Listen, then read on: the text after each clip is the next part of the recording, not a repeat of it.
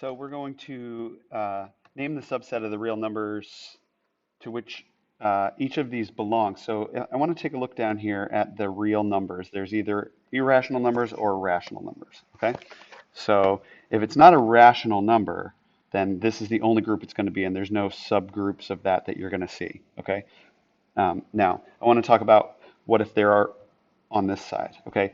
If you're in this most specialized group, natural numbers, for example, okay, of which you can see numbers that don't obviously look like it, like the square root of 25, that's actually 5. That's a natural number. The natural numbers are starting at 1, 1, 2, 3, 4, 5, things that you would count in whole numbers, but there's got to be a thing there to start counting with, so we don't include 0 in that, okay?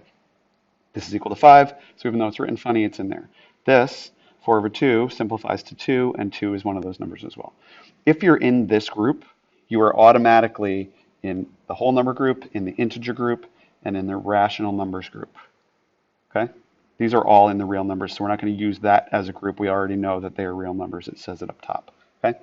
But if whatever most specialized group we can put it into, it will be in the larger groups that that group is a subset of. So this is natural numbers is a subset of the whole numbers, and whole numbers is a subset of the integers.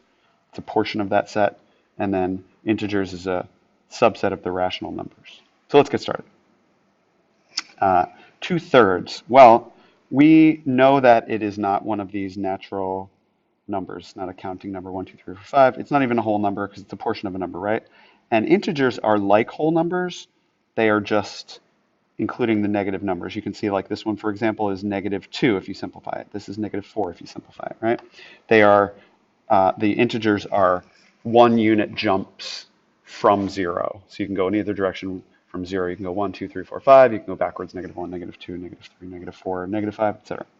Okay, but it is written as a ratio, right? Ratios are written like this, right?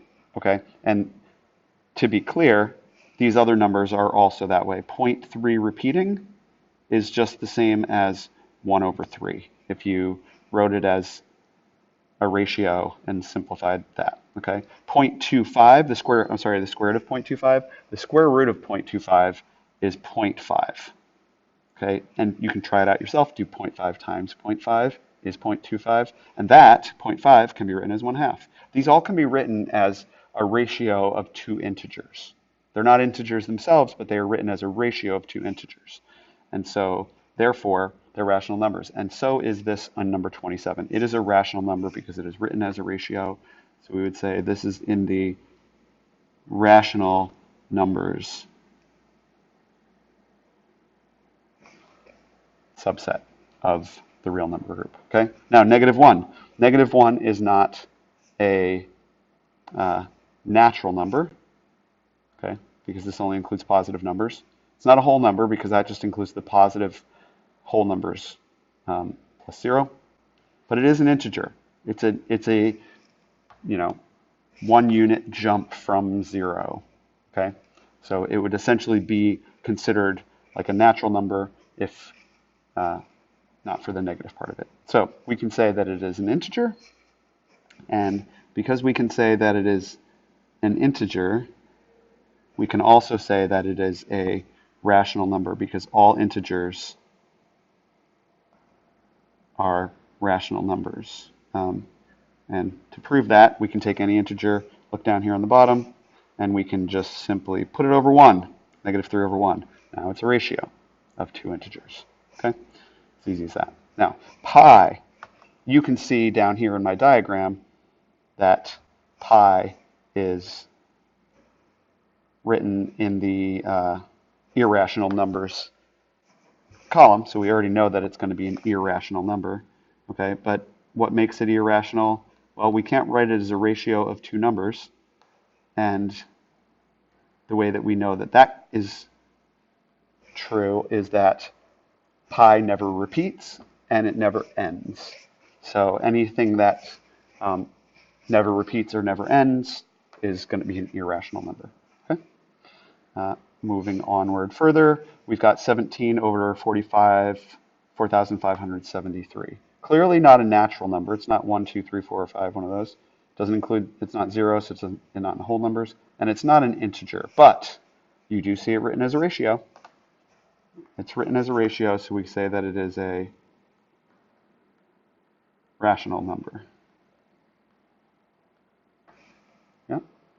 And then the last one that we've got here is square root of 113. Now, you see square roots in a bunch of these different groups, right? So what then differentiates this one? Well, we want to examine whether it works out to be a whole number, okay, or some nice even decimal number. And it's not a decimal, like this one is down here, 0.25, okay? If it's not a decimal, then it needs to work out to be two whole numbers to multiply to make it. And the way that I like to do this is to say, well, let's look at the perfect squares that we know on either side of 113, okay? We've got 10, let's see, right, 10, which is equal to the square root of 100, and the very next integer, 11,